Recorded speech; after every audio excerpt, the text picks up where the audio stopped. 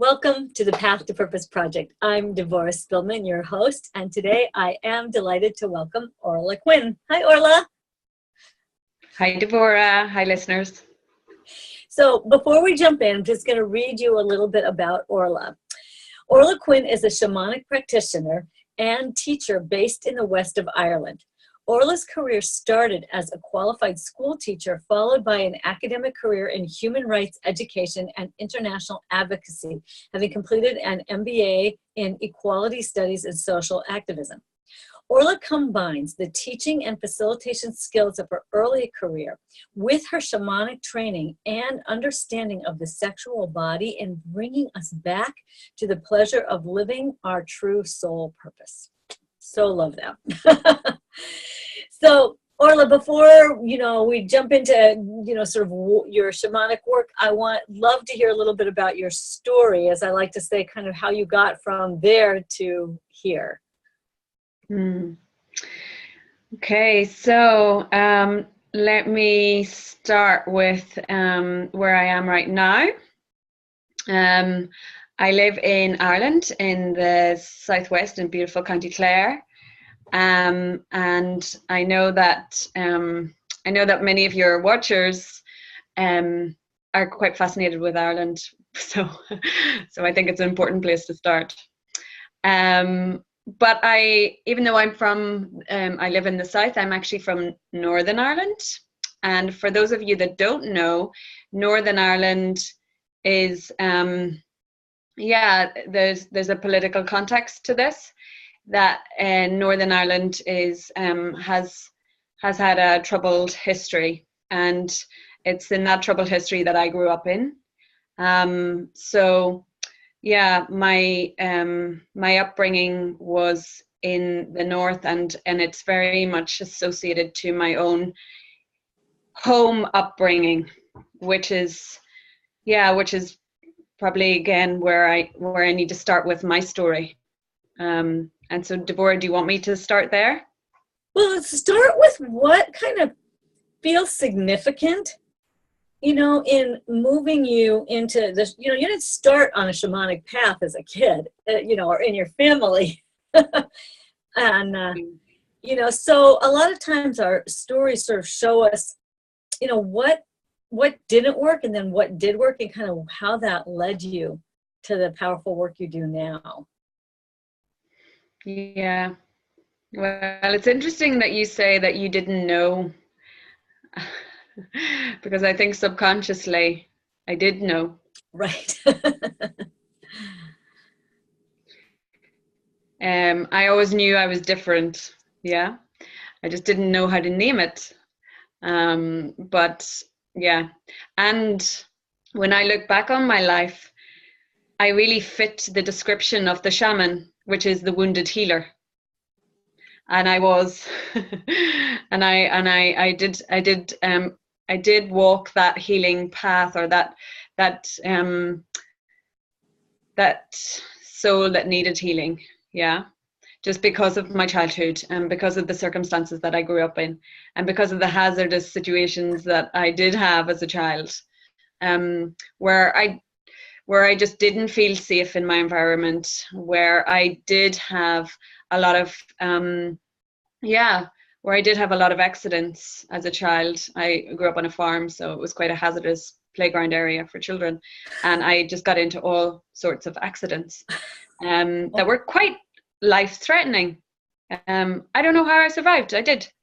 I do joke about it, that I'm like a cat. I'm like a cat with 9 lives, and and I survived all of them by the age of 10. So So I can see, and I suppose I was always a very sensitive, empathic child. I knew that the things that were happening to me were bad, but I also knew the context that I lived in, where you don't talk about these things. I adhered to that code because I was an empath, because I was so sensitive to my environment. So I just picked up on that that energy that children should only be seen and not heard, And even though me as a child was in danger a lot of the time, or was in deep sadness and grief given what happened to me, I knew that I couldn't express it, that it wasn't safe to express it, that it wouldn't be heard. So there was this kind of oppression and suppression of these emotions that that pattern really did sort of bed down in my early life, and it continued into my adult life. Yeah. And I think, and that's where the wounded healer comes into it, because I did suppress so much and continue to suppress for a lot of my life, until I really started on the shamanic path. So, first of all, I think that's true for a lot of us, that in order to survive our childhoods, whether they were traumatic or had accidents or not, whatever they were, we often, so many like visionary leaders, and visionary women have had to shut that down and begun to open it up. But so tell us a little bit about what you did, and then how did you sort of start on the shamanic journey? Like, kind of that some of those turning points in your life. Mm-hmm. Sure. Yeah. I mean, I always followed my passion. I've always followed my passion. So in my early career, my passion was in teaching, and I trained as a qualified teacher, and I worked with children, and I loved the job. It got to a point where I just became dissatisfied with I suppose the institution, the school, the curriculum, the institution that is, that I just did not feel comfortable with. And so I got disillusioned with teaching. So then I became interested in human rights education, and I went and lived in West Africa for a year and a half and did teacher training there. And but it's what really stirred my interest in international development and human rights. And that's what brought me, when I came back to Ireland, I then moved into that area. I joined an organization. I kind of changed my career into working full-time then in international human rights, still using my training and facilitation skills, but working with adults more so, and on an international platform. So working on actually, environmental issues, climate change, gender equality, human rights, country-specific issues. So it really satisfied that burning desire I had for justice. I had a very strong fire in me, like campaigns that really drove me to be the campaigner that I was, campaigning for people, for human rights, for the rights of people. Yeah. And yeah, so that was, that I felt like at that time I was in my element. That's me in my element. That's me, really,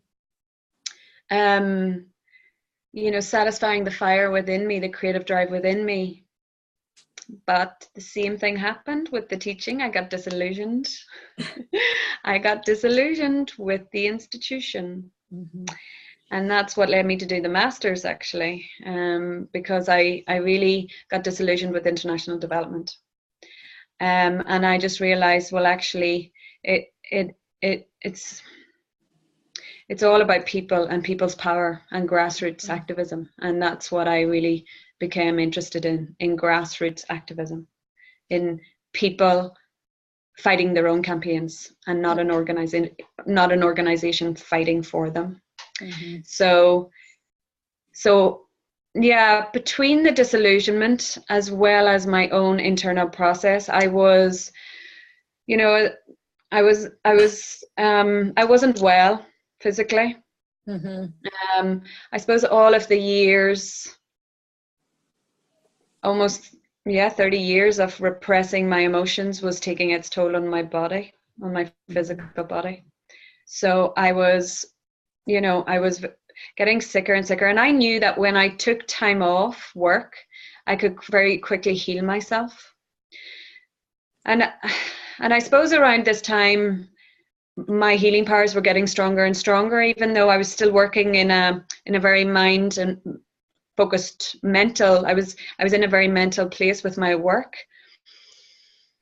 But I was awakening to this energy that I didn't understand. And I remember being really freaked out by it. Like, I remember after I received a download one night, I remember just really freaking out, thinking I was being possessed. and yeah, so I knew something was wakening up in me that I had no idea what it was. It wasn't of this world. There was downloads happening that I couldn't explain, nobody could explain. As well as my physical body breaking down, like getting sicker and sicker, and I was getting chest infections, and I was getting a lot of quite serious illness, like ailments that I had to take long periods of time off work. And I just made the decision that it sort of happened side by side, my body, between my body kind of saying no, and my mind, interestingly enough, being disillusioned by the industry, or well, I don't really call it an industry, but the field that I was working in, that it kind of happened simultaneously. And I just knew that it was time to move on, that it was not lighting my fire anymore. And when something doesn't light my fire, I move. So that was that took me, I suppose, three months. I made the decision, and 3 months later I quit my job. Wow. A year before that I quit a long-term relationship as well, 7 years. So that was a year of huge change. It was a 7-year job and a 7-year relationship within 1 year. Wow. So then what happened? Like, what did you do next? Like, what happened? Well, yeah, that was in 2015. And I knew that when I finished my job, I felt a sense of freedom. I felt a sense of, okay, this is a new chapter that has a completely clean slate. You've no idea what you're getting into, but you know that you're not going back into any institution. And you're not going back into working for any organization. And I just knew that, okay, well, Orla, it's time to find out what you're about then. And I knew that, let's see, I had a friend who was in Peru, and he knew the path I was on, and he just said, I think you should come. And I said yes. I just said yes straight away. And within a few months, I went to Peru, and I spent 6 weeks there. And I came back because I only had booked a 6-week holiday. Well, trip. It wasn't a holiday. I came back, and I decided before I left Peru that I was actually going to go back on a one-way ticket. And I did. Within a month, I went back on a one-way ticket to Peru. Just saying yes, saying, okay, show me what to do. And I ended up spending 4 months in Peru and then 4 months in Guatemala. And that was where I was activated. But what did you do? Did you found a teacher there, or somebody that you worked with, or what happened that made you stay and changed you so much? Yeah, I suppose my biggest teacher was the land. Peru is a vortex. It's a healing vortex. Especially where I was in the Sacred Valley, in the Andes, so just outside Cusco. and the the energy of the land, which the local people call Pachamama, is so alive. It's so alive that I can feel it right now. That it's so alive. The mountains that they call the Apus are so alive that that was the healer for me. I was held by the mother. I was held by Mother Earth. Like, I was held by that land. I found my teachers, of course, I worked with teachers along the way, and I worked with the medicine plants as well. They were all incredible teachers, the people I worked with, the plants, the plant medicine I worked with, but the land was the activator. The water and the lakes there, the sacred lakes, Lake Titicaca.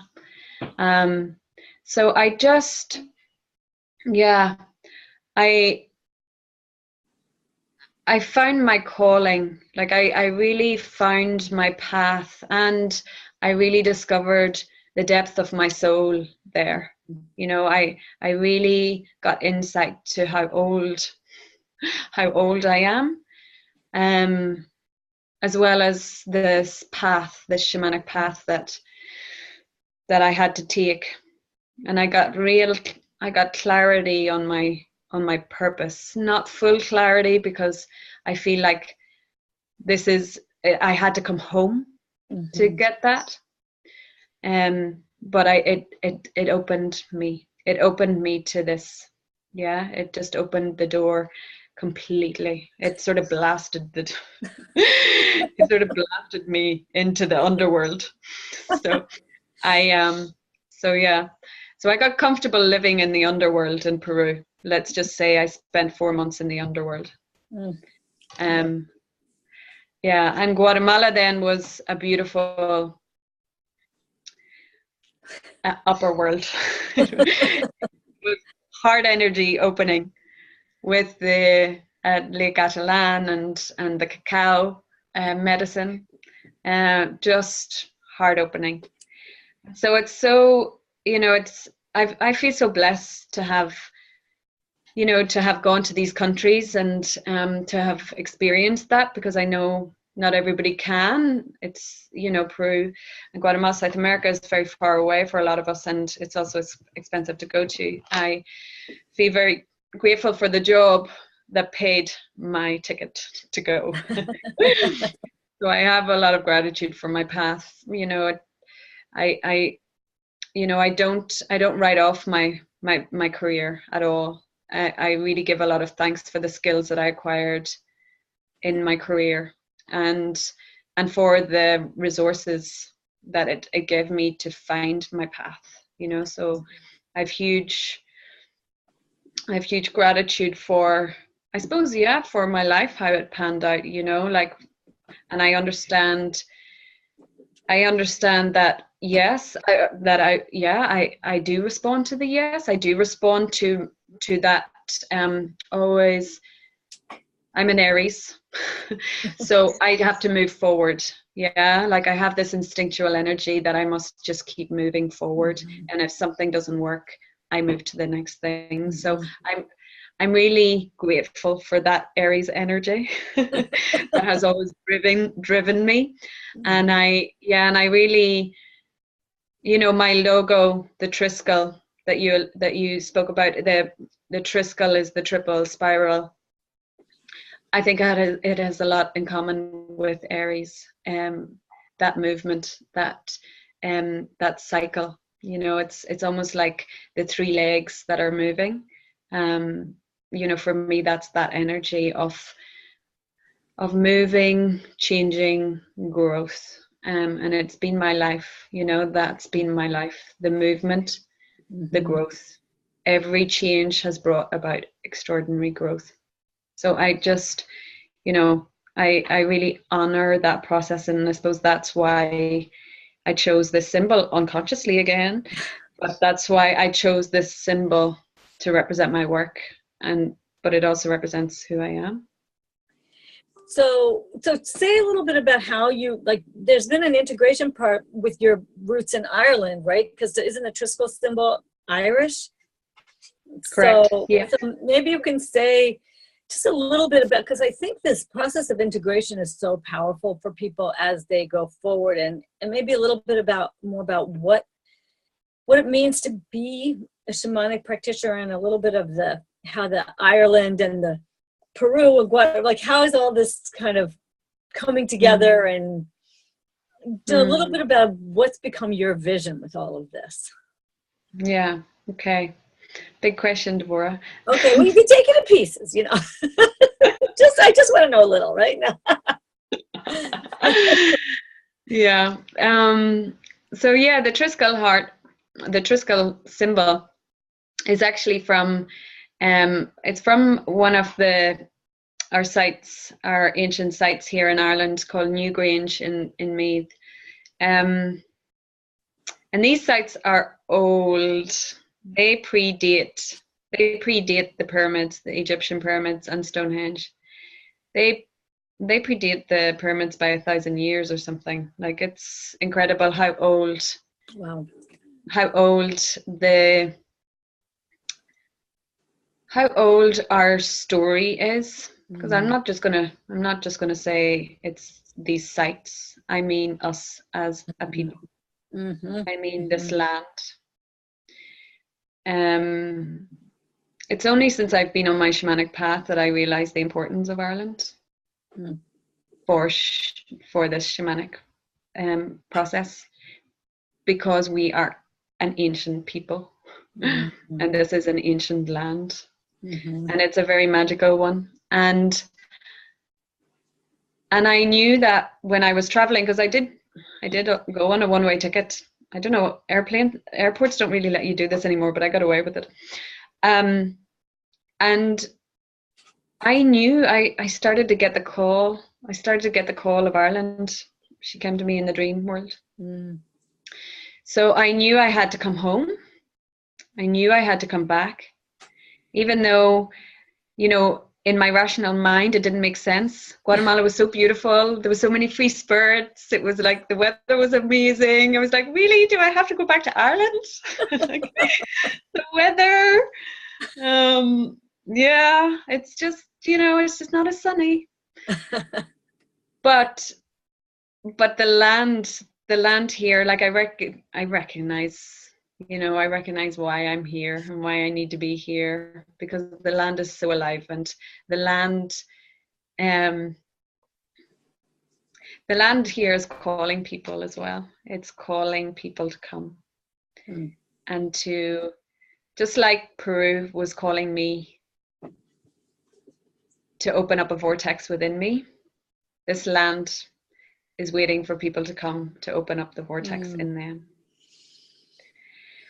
So Ireland is an incredible place, and I feel honored to be here, and I feel honored to be given this purpose, I suppose, to be given this calling of holding this earth energy and being a channel for these two powerful vortexes, Peru and Ireland, because I do have still a link with Peru. And I was there just last summer again, and I have family living there, so yeah, I will be back. So there is, the land is really calling for us. The land is really calling for us to tune into her, because she's got some powerful energy for us. So how does this fit in with the work that you are doing with women these days? Like, what is the connection between kind of the healing work and the shamanic work and the land? Like, what has that become for you in terms of your work and your vision? Yeah, well, it all suppose ties together with you know, with my experience. I suppose this is why it's important to tell your story, because when you walk the walk, you can talk the talk. And I suppose for me, I or maybe it's the other way around. But for me, I've had to walk this path, and I've had to have the experiences I had as a child that were traumatic for me. Mm-hmm. I had to go through that process and have that story of the repression that I had, in order to go through the deep healing. Mm-hmm. And the deeper I went into that underworld, I just realized it just kept getting deeper and deeper and deeper, you know. Mm-hmm. And I soon realized that this is the depth to our soul. Mm. This is the ultimate depth to our soul. Mm. And so in one way, I was, you know, I was in this very difficult place of like spiraling downwards and feeling like, you know, gosh, how much of this death can I take? How much of this dark cave can I take? But on the other hand, recognizing how deep we actually are, Mm-hmm. the depth to our beings. Yeah. Yeah. And women Mm-hmm. are deep. We have this depth. There's so many of us who've been priestesses in past lives, and we have stories here. We are stepping up. We are being asked to step up. We're being asked to go through these processes in order to come into our awakening today, because we are being way shores leaders. Mm-hmm. You know, we're bringing in the next paradigm. So for me, I just know that I had to go through that. I had to go into those depths. I had to work with the medicine to bring me deeper and deeper, in order then to hold space for other women to go that depths, because I believe that women are starting to wake up to their calling. Mm-hmm. I believe that women are starting to realize that that they have a higher purpose. Mm-hmm. That they have a higher purpose, and that in order for them to come into their full purpose, they have to let go. They have to let go of their baggage. They have to let go of what's holding them back. And unfortunately, what's holding them back is not only, you know, our childhood upbringing that wasn't perfect, but also our past life, traumas, wounds that we've carried into this one. Mm-hmm. And so we're really being asked to clean, to clear, in order for us to come into our light. Mm-hmm. And I feel that that this is my calling, is to support women in this process. I see it as this image of me on a path where I'm accompanying my client, or the woman that has chosen to work with me, where she's just one step behind me, I'm one step ahead of her, and I've got my hand outstretched, turning back to her saying, it's safe. I've walked this path before. You can do it. And I'm here holding your hand.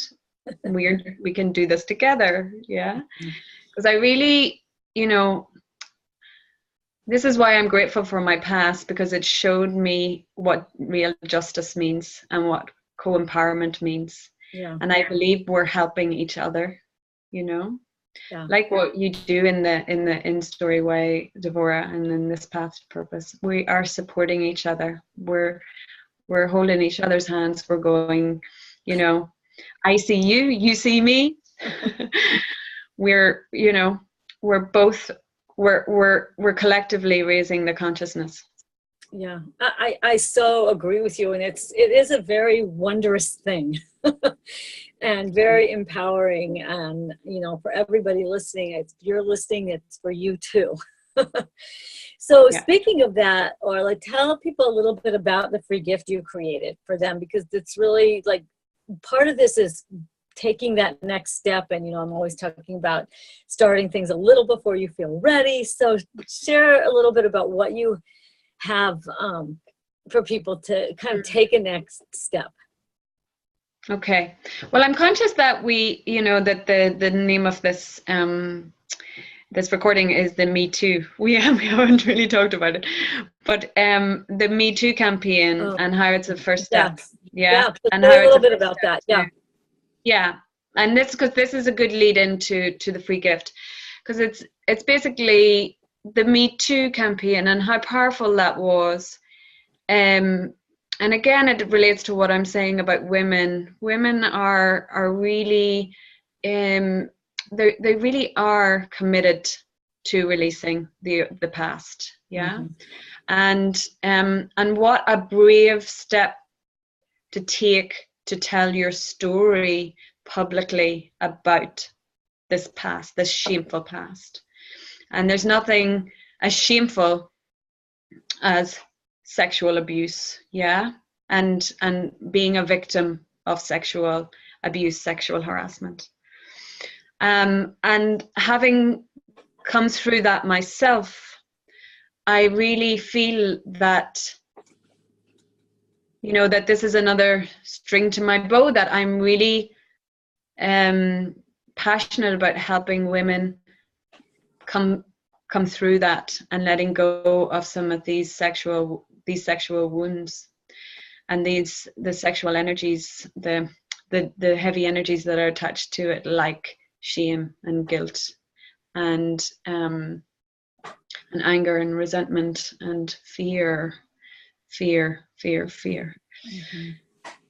And these are the energies that we really need to move out of as a collective, because these are energies that really affect women in particular, and especially that victimhood energy, that I am a victim. And where the Me Too campaign has served a purpose is in giving women a voice, to voice the story, to voice their story, and to help them move out of the victim role. Like that, I'm no longer a victim because, I've spoken it, I've said it. Yeah. Yeah, very powerful. But we can still stay in a mode of anger. We can still stay in a mode of, I'm still angry with what happened to me, unless you do the further work, and then you do go deeper with it. And for me, the shamanic path is the path, what I call my work around sexuality is sacred shamanic sexuality, because it really brings people into the underworld to help remove these underworld emotions, like these deep, heavy emotions, because they're not easy to shift. And and we really have to work at a multi-level layer to remove them. And that means working, on the light body, the spiritual level, the soul level, the mental and the physical. And so the cognitive understanding of what happened to you is just not enough. You have to actually go into the visceral feeling of it, and removing that from our instinctual animal body. Because that's what we are. We're spiritual beings in animal bodies. And if you just naming something at that cognitive level does not remove it from your body, right, and does not necessarily remove it from your luminous energy field. So this is where the deep shamanic work helps to go deeper with it. So my free gift is a shamanic journey. It's a shamanic journey into the underworld in a good way, because it brings you on a journey to meet your tribe. And just to say something about the tribe, we're, in this age of Aquarius that we're in, we're all finding our tribe. Like I found my tribe in the Path to Purpose, but we're seeking our tribe, and this journey brings you into the cave to meet your tribe. So I invite you to go and be intoxicated by that experience, to go and meet your tribe. So beautiful. You know, I so appreciate what you're saying, because the start of telling your story is so powerful. And then I think that allows women to then take that next step. And we see so much in our modern times how shamanic healing is so alive and fresh and back in our modern times for such, and it's so, I know it's very encouraging and uplifting, because it's such an integration of so many things. So I love what you're offering, and I really encourage everybody to just jump in and dive into a sweet, amazingly, lovingly led journey with Orla, and then reach out to her so that you can see what that next step is, because that is so powerful and so important to be able to have the support to say yes to that next step. You know, it's what we do for each other. So Orla, thank you so much. Maybe leave us with one last thought as we wrap up. Yeah. I suppose it's just to say that I love how we women are supporting each other. Yeah. We're supporting each other. We're lifting each other up. We're seeing the depth in each other. And I just encourage women out there to find your tribe. Yeah, whether it's the InStory tribe or it's my Triskel tribe. I really encourage you to find your tribe.